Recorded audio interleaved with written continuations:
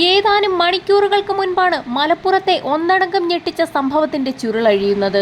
2022 April 23-ന് ഏതാനും പേർ ചേർന്ന് തന്റെ വീട്ടിൽ കയറി തന്നെ മർദ്ദിച്ചുവെന്ന ഷൈബിൻ അഷ്റഫിന്റെ പരാതിയാണ് ഞെട്ടിക്കുന്ന സംഭവത്തിന്റെ ചുരുളഴിയുന്നതിലേക്ക് നയിച്ചത്. പരാതി നൽകിയതിന് പിന്നാലെ ഷൈബിനെ ആക്രമിച്ച കേസിലെ 5 പ്രതികൾ തിരുവനന്തപുരം സെക്രട്ടേറിയറ്റിന് മുൻപിൽ തീകൊളുത്തി ആത്മഹത്യാ ഭീഷണി മുഴക്കുകയും ചില കാര്യങ്ങളൊക്കെ തുറന്നു പറയുകയും ചെയ്തു.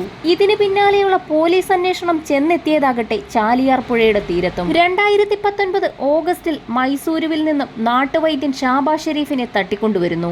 1.5 വർഷത്തോളം ഷാബാസ് ഷെരീഫിനെ ഷൈബിന്റെ മുക്കട്ടയിലെ വീട്ടിൽ തടവിലാക്കുന്നു. മൂലക്കുരു ചികിത്സിച്ച് ഭേദപ്പെടുത്തിയിരുന്ന ഷാബാസ് ഷെരീഫ് എന്ന നാട്ടുവൈദ്യനിൽ നിന്നും ഇതിന്റെ ഒറ്റമൂലി രഹസ്യം ചോർത്തുകയായിരുന്നു ഷൈബിന്റെ ലക്ഷ്യം. ഒറ്റമൂലി മരുന്നുകളുടെ രഹസ്യം ചോർത്തി മരുന്ന് വ്യാപാരം നടത്തി പണമുണ്ടാക്കുകയായിരുന്നു പദ്ധതി.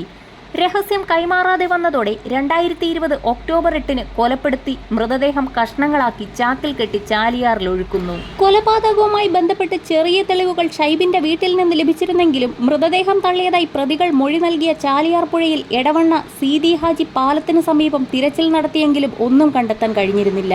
ഒടുവിൽ ദൈവം ബാക്കിവെച്ച അടയാളമെന്നോണം ഷൈബിൻ ഉപയോഗിച്ച കാറിൽ നിന്നും ലഭിച്ച മുടി ഷാബാസ് ഷെരീഫിന്റേതാണെന്ന DNA പരിശോധനാ ഫലമാണ് കേസിൽ നിർണായകമായത്. കൃത്യം നടന്ന് വർഷങ്ങൾ കഴിഞ്ഞതിനാൽ തന്നെ മൃതദേഹ ഭാഗങ്ങൾ പൂർണ്ണമായും ചാലിയാർ പുഴയിൽ അപ്രത്യക്ഷമായിരുന്നു. ഒറ്റനോട്ടത്തിൽ ചെറുതെന്ന് തോന്നുന്നത് ഉൾപ്പെടെയുള്ള തെളിവുകൾ അന്വേഷണ സംഘത്തിന് ശേഖരിക്കാൻ കഴിഞ്ഞത് കേസിന് കരുത്തു പകർന്നു. ഒടുവിൽ നാടിനെ നടുക്കിയ കൊലപാതകത്തിൽ 1-ാം പ്രതിയും വ്യവസായിയുമായ നിലമ്പൂർ മുക്കട്ട കൈപ്പഞ്ചേരി ഷൈബിൻ അഷ്റഫിന് 11 വർഷവും 9 മാസവും തടവ് ശിക്ഷ വിധിച്ചു. നാടിനെ നടുക്കിയ കൊലപാതകത്തിൽ പ്രതിയുടെ കാറിൽ നിന്ന് ലഭിച്ച തലമുടി പരിശോധിച്ച് കേസ് തെളിയിച്ച പോലീസിന് കോടതി പ്രത്യേകം പ്രശംസിച്ചു.